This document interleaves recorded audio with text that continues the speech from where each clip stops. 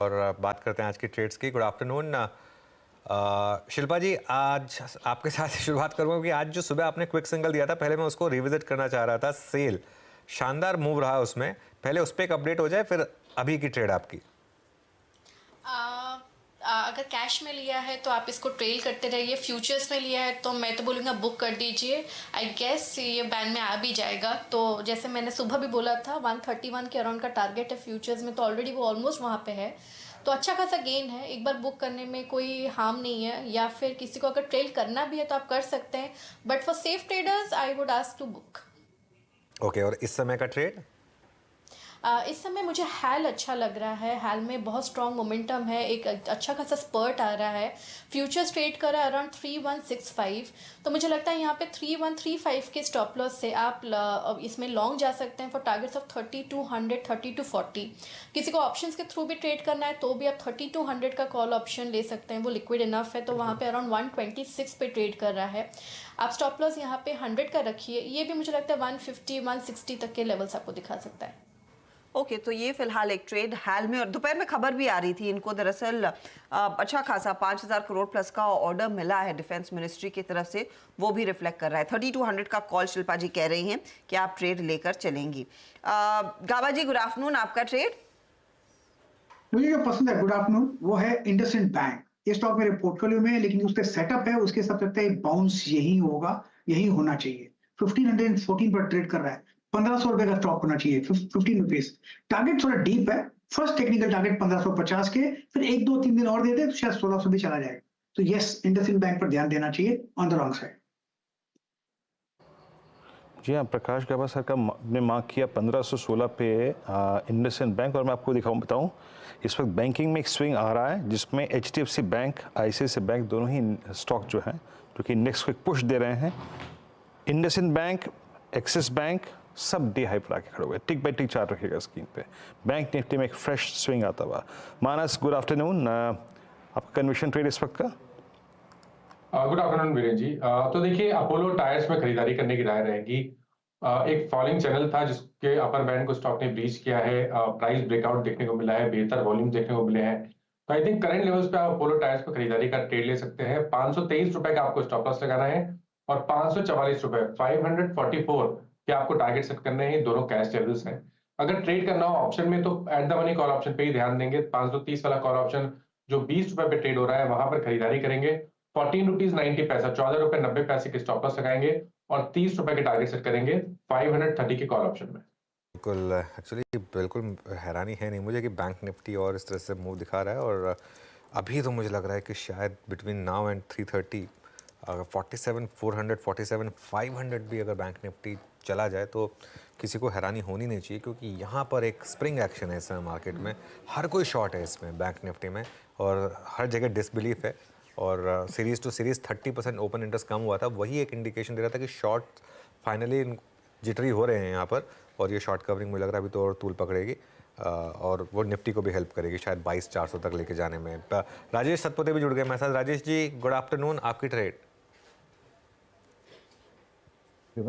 अनुज, देखिए आपने बिल्कुल सही कहा, नजर बैंक्स पे ही है और उसमें से मेरा पिक रहेगा वो रहेगा एक्सिस बैंक। एक बहुत क्लियर ब्रेकआउट है, price and volume breakout with rise in volume. मुझे लगता है जिस तरह से पैटर्न पैन आउट है, इसका इमीडिएट टारगेट होना चाहिए 1130 का। तो 1100 के ऊपर एक्सिस बैंक का बाय बनेगा। स्टॉप लॉस जो रहेगा वो रहेगा 1090 का। एक चीज और ऐड करूंगा, 1130 इसका रेजिस्टेंस है, लेकिन चांसेस है कि ये जो शॉर्ट कवरिंग है प्रोबेबली 1150 तक भी आगे जाके चले। तो बैंक्स पे नजर है डेफिनेटली, मुझे लगता है। In fact IndusInd bank, that was in fact वो मेरा पहला पिक था, लेकिन कोई बात नहीं, इंडसइंड के बाद मुझे लगता है एक्सिस बैंक। बैंक पर तो फर्स्ट राइट ऑफ रिफ्यूजल गावा साहब का है। यस। तो आप एक्सिस बैंक दे रहे हैं, वहां पर भी एक अच्छा पोटेंशियल तेजी का साफ बनता दिखाई दे रहा है। जतिन, आफ्टरनून, आपका ट्रेड? Good afternoon everybody. तो हमारा जो ट्रेड होगा वो एनएमडीसी में होगा। एनएमडीसी में हमने देखा है कि 250 से लेके 220 का एक फॉल हुआ था। वो फॉल के कारण वो भी अपने सपोर्ट यानी कि 40 डे एवरेज पे आ गए और वहां से एक पॉजिटिव मोमेंटम बाइंग इंटरेस्ट बता रहा है। तो मेरे को लगता है कि एनएमडीसी में बाई करके चला जा सकता है। टारगेट 237 और 242 के रहेंगे और इसमें मैं स्टॉप लॉस 228 का सजेस्ट करूंगा। ओके, एक्सिस बैंक के बाद अब एनएमडीसी आपकी स्क्रीन पे 231.70 पे, और स्ट्रॉन्ग मूव यहाँ भी मेटल्स में अच्छा मूव था आज 231.70 पे, लगभग 2.5% ऊपर ट्रेड करता हुआ।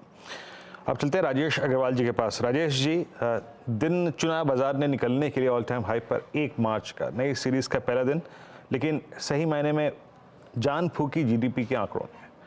अभी आपको लगता है जिस क्वांटम में, जिस प्रकार की जीडीपी के आंकड़े हैं, बाजार इससे उत्साहित और अगर रहा तो क्या ऊपर लेवल्स पे आपको दिखता है बाजार? और आपकी आज जो पिकिंग लिस्ट है स्टॉक्स की, उसमें सबसे ऊपर क्या है? गुड आफ्टरनून वीरेंद्र जी, हर्षदा जी, अनुज जी और बाकी भी पैनल में जो मित्रगण है, सबको नमस्कार। पहले सवाल पे आते हैं कि जीडीपी के आंकड़े वाकई बहुत बड़ा ट्रिगर था।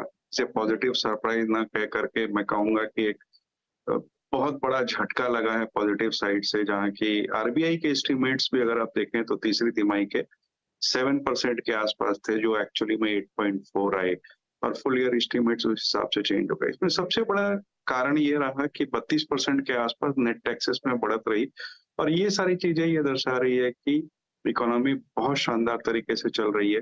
और जब ये उम्मीद बंधी है कि मौजूदा सरकार ही कंटिन्यू करने वाली है, तो पॉलिसीज भी कंटिन्यू करेंगी और वहां से इकोनॉमी में और अच्छी बढ़त नजर आएगी। एक तो वो है, दूसरा बेस इफेक्ट का फर्क पड़ेगा। तो मुझे आगे जाते हुए कोई करेक्शन या कंसोलिडेशन भले हो जाए, लेकिन ऐसी कोई बहुत बड़ी मंदी या कोई घबराहट वाली बात इस वक्त नजर नहीं आ रही है। तो मैं समझता हूँ कि इस पे लॉन्ग ही रहना चाहिए। और आगे जैसे कि अनुज भी अभी बता रहे थे कि 22,500 तक के टारगेट निफ्टी में बहुत छोटी अवधि में आ सकते हैं, तो मैं भी पूरी तरीके से सहमत हूं उनसे। और जहां तक स्टॉक की बात है ना, तो अभी प्रोग्राम की शुरुआत में हर्षदा ने एक बात कही कि कागज में, रबड़ बैंड में कागज को फंसा के जितना पीछे खींचो वो उतनी तेजी से आगे जाता है। तो इस वक्त उस थ्योरी पर अगर कोई स्टॉक उपयुक्त बैठता है तो वो एचडीएफसी बैंक का है। अगर आप देखो तो वर्ल्ड की एक सबसे बड़ी बैंक है, एसेट क्वालिटी स्टेबल है, सब्सिडियरी चाहे वो लाइफ, एएमसी, एर्गो, सिक्योरिटीज सारे ही अच्छे कारोबार कर रहे हैं। इस तिमाही के नतीजे अगर आप देखो तो 34% के आसपास बॉटम लाइन में जंप था, डिपॉजिट्स में बढ़त आई थी, बावजूद इसके कि 1200 करोड़ के उन्होंने एक कॉन्टिजेंसी प्रोविजन कर लिया था एआईएफ के लिए।